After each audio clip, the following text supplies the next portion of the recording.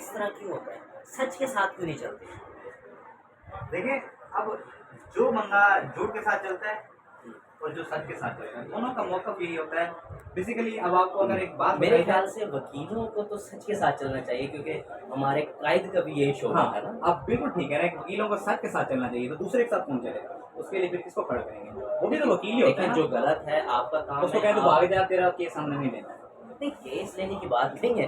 वो बात ये है कि आपको लगता है कि यार ये गलत है बंदा, फिर आप उसका केस ना पकड़ें। तो अगर मैं नहीं पकड़ूँगा तो कचहरी में इतने सारे वकीलों को कोई ना कोई तो पकड़ेगा। तो देखिए, क्या सारे सारों को वकीलों के हम लिए, मैं सारे वकीलों के लिए बात कर रहा हूँ कि उनको चाहिए कि वो इस तरह के केस ना पकड़ें, नहीं तो फिर ये जो हम हादसात हो रहे हैं, इस चीज़ को हम खुद बढ़ा रहे हैं। वकील जो है वो खुद बढ़ा रहे हैं कि आप आवाम को शय दे रहे हैं, जो मुजरिम उनको शय दे रहे हैं कि जी आप ये काम करें, हम आपके साथ खड़े हैं।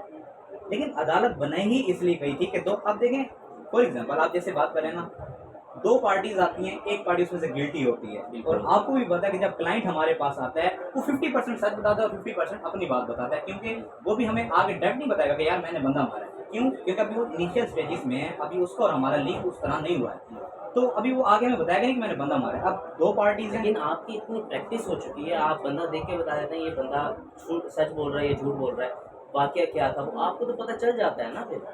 हाँ, पता चल जाता है। हमारा काम ये होता है कि हमने अपने जो क्लाइंट है उसको डिफेंड करना होता है, ठीक है, उसके मौक़िफ़ को डिफेंड करना होता है, ठीक है। और हमारा फॉर एग्जांपल मैं आपको बता देता हूँ, मर्डर केसेस में ये होता है कि एक शख्स को फांसी सुनाई जाएगी जो कि गिल्टी होता है, ठीक है। अब हमारा ये मामला होता है कि अगर उसने मर्डर किया ना, तो हो सकता है उसे दियत वाला मामला दियत वाले मामला करके ना, तो हम उसको सॉर्ट आउट करवा लें, ठीक है।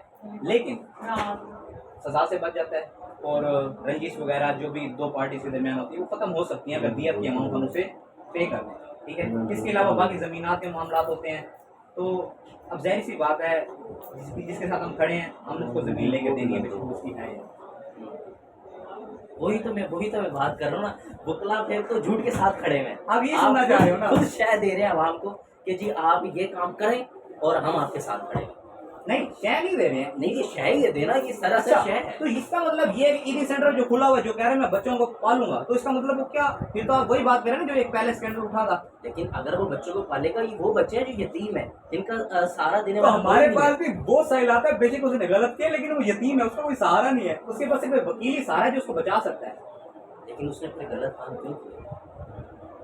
तो ये नहीं, अब गलत देखिए काम किया है उसने, जमीन हड़पी है, तो फिर वो केस आया ना। नहीं, जब चैम्बर में आएगा तब हमारे लिए हर क्लाइंट वो होता है कि उसने कोई जुर्म नहीं किया है, ठीक है। बाद जब कोर्ट की प्रोसीडिंग होती है, जब हमें पता लगता है हमारा क्लाइंट गिल्टी है, तो हम दूसरी पार्टी के साथ कॉम्प्रोमाइज उसका करवा देते हैं कि यार किसी ने अगर ज़मीन तुम्हारी है तो उससे वापसी कर दो आप, तो हम इस तरह के कॉम्प्रोमाइज़ करवा देते हैं।